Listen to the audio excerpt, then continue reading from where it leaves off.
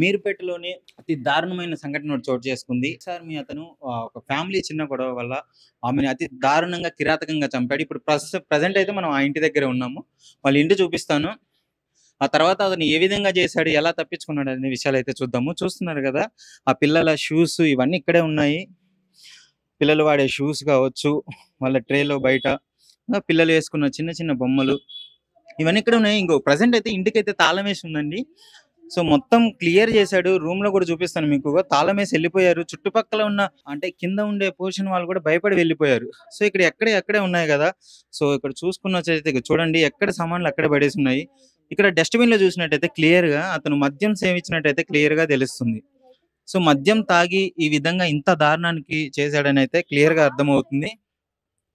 So, ఇక్కడ బట్టలు ఇవన్నీ ఇట్లనే ఉన్నాయి. ప్రెజెంట్ అయితే ఇదండి వాళ్ళ కిచెన్ ఇది. సో, ఇక్కడే ఆమెని దారుణంగా చంపి అంటే ముక్కలు ముక్కలుగా నరికేసి ఆ కుక్కర్‌లో ఉడకబెట్టడం అయితే జరిగింది. ఇక్కడికి ఎంత క్లీన్ చేశాడంటే రూమ్ అంతా అసలు ఒక చిన్న డౌట్ కూడా రాకుండా అంటే ప్రతి ఒక రక్తపు చుక్క కూడా లేకుండా మొత్తం క్లీన్ చేసి ఆ ఫినాయిల్ కావచ్చు, ఇంకా ఇతరత్ర కెమికల్స్ వేసి ఆ మొత్తాన్ని క్లీన్ చేశాడండి. సో, ఇక్కడ కిచెన్ చూపిస్తున్నట్టు మనకి క్లియర్‌గా కనిపిస్తుంది కదా! అసలు ఎక్కడివక్కడ మంచిగా సదిరి అసలు నాకేం తెలీదు, ఏం జరగనట్టే మొత్తం క్లియర్‌గా క్లీన్ చేసి పెట్టాడండి. సో, ఎందుకంటే ఆయనకి ఎక్స్ ఆర్మీ కాబట్టి ఆ మాత్రం అనుభవం ఉంది. అంటే అనుభవం అంటే ప్రతీది ఒక కేస్ నుంచి ఎలా తప్పించుకోవాలనే విషయం ఆయనకి క్లియర్‌గా తెలిసి ఉంటుంది. అంటే ఒక 'దృశ్యం' సినిమాని చూసే విధంగా మనకిక్కడ కనిపిస్తుందండి. ఆమెను చంపేసి అసలు ఎవరికీ తెలియకుండా 13వ తారీఖు అంటే అందరిని ఇంటికి పంపించేసి పిల్లల్ని సంక్రాంతి సెలవులకు పంపించేసిన తర్వాత ఈ విధంగా ఆ రోజు రాత్రి గొడవైందన్నట్టు తెలుస్తుంది. సో, ఇట్లాంటి చూడండండి ఆ కుక్కర్ మీకు అక్కడ ఆ రైస్ కూడా చూడొచ్చు. అప్పటిది అలానే ఉంది ఆ రైస్ కూడా. ఆ కుక్కర్ ఆడే ఉంది గదా! కుక్కర్ అయితే పోలీస్ వాళ్ళు తీసుకున్నారు. కానీ అలాంటి దాంట్లో ఆ ప్రెషర్ కుక్కర్‌లోనే ఆ మాంసాన్ని వేసి ఉడికించినట్టు తెలుస్తుంది. అలాగే వాటర్ హీటర్ సాయం గూడా తీసుకున్నట్లయితే తెలుస్తుంది. సో, ఈ విధంగా ఇంత దారుణానికి ఒడిగట్టిన వ్యక్తి అంటే ఒక గవర్నమెంట్ ఆఫీసర్ గావడం మనకి సిగ్గుచేటండి. సో, ఇక్కడ ఈ కాలనీ వాసులు గూడా ఎవ్వరు భయాందోళనకు గురయ్యాడు. ఈ ఫ్లోర్‌లో ఎవ్వరు గూడా లేకుండా తాళాలేసుకొని వెళ్ళిపోయిన పరిస్థితి అయితే మనం చూస్తున్నాము. ముఖ్యంగా దీనికి కారణం అనుమానాలే అనేది తెలుసుకోవచ్చు.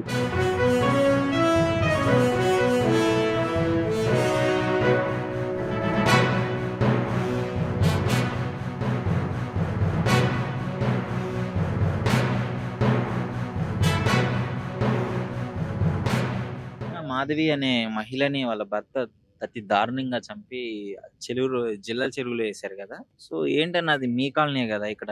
ఏంటి ఎప్పుడన్నా గమనించారా వాళ్ళు గొడవ పడటం గాని ఎలా ఉండేవాళ్ళు వాళ్ళు? అంటే అందరూ పండగలకెళ్లారు గదా! పబ్లిక్ ఇటే ఎక్కువ లేదు. హ్మ్.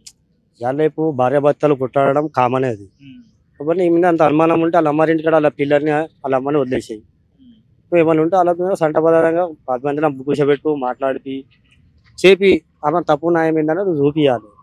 నువ్వంత దారుణంగా చంపడము, అంత దారుణంగా చేయడం అంటే ఏంటి మీకు తెలిసినంత వరకి మీకేం తెలుసు దాని గురించి చెప్పండి? అంటే ఇయాల రేపు తెలుసంటే ఇయాల రేపు కాలనీలో అందరూ తిరుగుతూనే ఉంటారు, పోతూనే ఉంటారు. ఇప్పుడు కొట్టుడు అనేది మనకిట కన్ఫర్మ్‌గా చెప్పలేం గదా!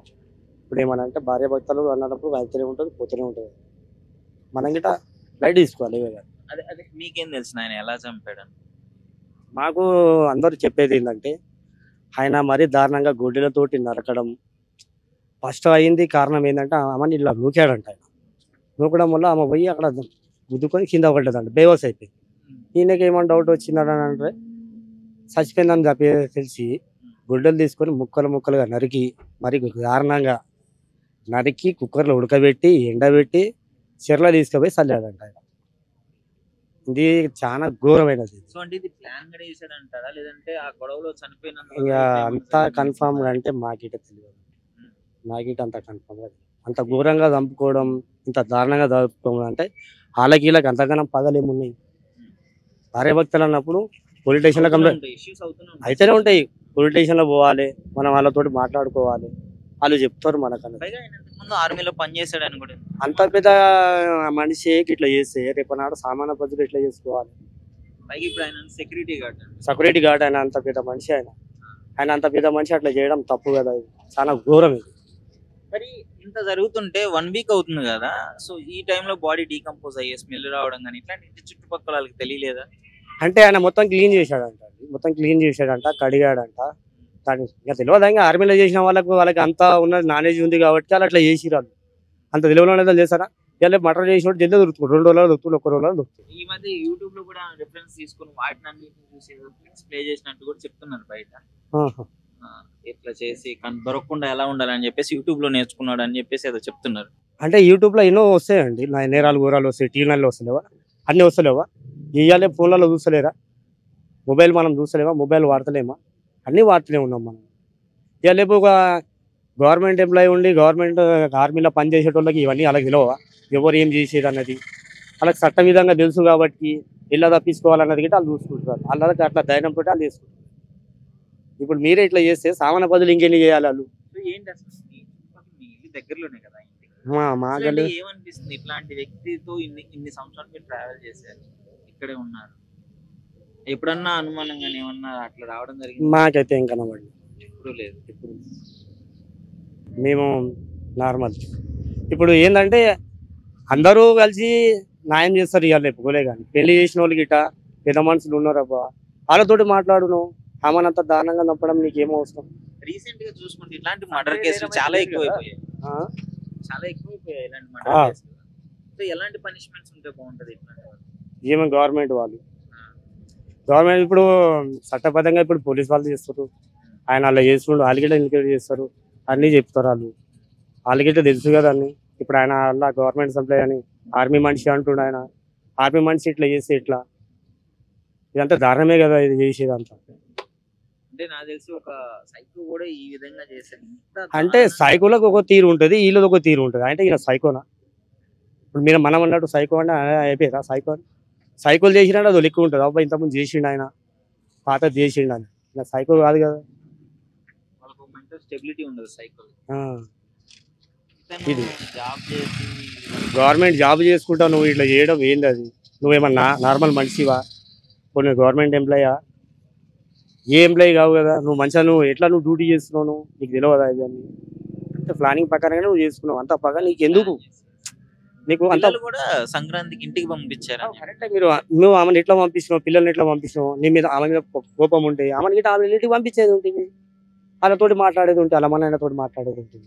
సో ఇంకా దారుణం ఏంటంటే దీన్ని కవర్ చేసుకోవడానికి వాళ్ళ ఇంట్లో పెంచుకునే కుక్కను కూడా చంపేసి స్మెల్ కవర్ చేసినట్టు చెప్తుంది. స్మెల్ వస్తుంది ఏంటంటే కుక్క చనిపోయిందని చెప్పేసి అన్నాడు.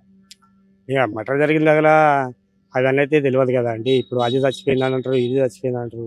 ఇప్పుడు అసలైన ఏదో బయటపడ్డది కదా. ఇప్పుడు కుక్క చచ్చిపోయిందా, మనిషి చచ్చిపోయిందా అన్నది అది గిట్ట బయటపడ్డది కదా. కుక్క చచ్చిపోయిందంటే అందరు తెలియదు, అందరికి కుక్కను పడేసింది గిట్ట ఉంటుంది కదా. నువ్వు కుక్కర్ ఉడకబెట్టి మరి ఘోరంగా చీరలు తీసుకుపోయి ఎండబెట్టి పడేయడం అంటే ఏంది? అది చాలా దారుణం కదా. ఆ bones కూడా దొరకలేదంట మొత్తం. అది అంతే ఎండబెట్టి నువ్వు మిక్సీలో గ్రైండర్ చేసి పడేస్తే నీకు ఏం దొరుకుతాయి ఆడ? పౌడర్ అయినాక నీకు కనబడుతుందా? ముక్క అనేది నీకు తెలుస్తుందా? తెలియదు నీకు. తీసుకుపోయాడు చీరలో తల్లిండు, చెప్తుండే కదా ఆయన నేను చేశాను ఇట్లా అని. ఆయన చెప్పినందుకే కదా ఇవన్నీ బయటపడ్డాయి. సో ఫైనల్ గా ఏమనిపిస్తుంది ఇలాంటి దారుణాల కేసు మీ చుట్టుపక్కల జరిగినందుకు? ఇప్పటికీ కాలనీలో ఏరియాలో చాలా ఘోరాలు జరుగుతున్నాయి. పోలీసు వాళ్ళు గిట్ట మంచిగానే చేస్తారు అంతా, మనం గిట్ట చేసలేరని మనం అన్నది. ఇవాళ వాళ్ళు చేసేది వాళ్ళు చేస్తారు, ఇవాళ వాళ్ళు గిట్ట ఏం చేస్తారు, ప్రోటీన్ చేస్తారు, పట్టుకుంటారు. ఆయన కానీ నేరాలు తగ్గుతలేవు, చేసేది చేస్తూనే ఉన్నారు. ఇంకా మరి చేదురా బాబు అంటే గిట్ట ఇంకా ఎక్కువనే చేస్తారు. స్మగ్లర్ ఇవాళ ఎవరికి ఏం చెప్పేటట్లేదు. మనం ఎంత చెప్పినా కానీ గిట్ట వాళ్ళని వినేటట్టు ఉన్నారా? లేరు. అరే బాబు ఇది తప్పుడు అంటే తప్పు పనే చేసి చూపిస్తారు.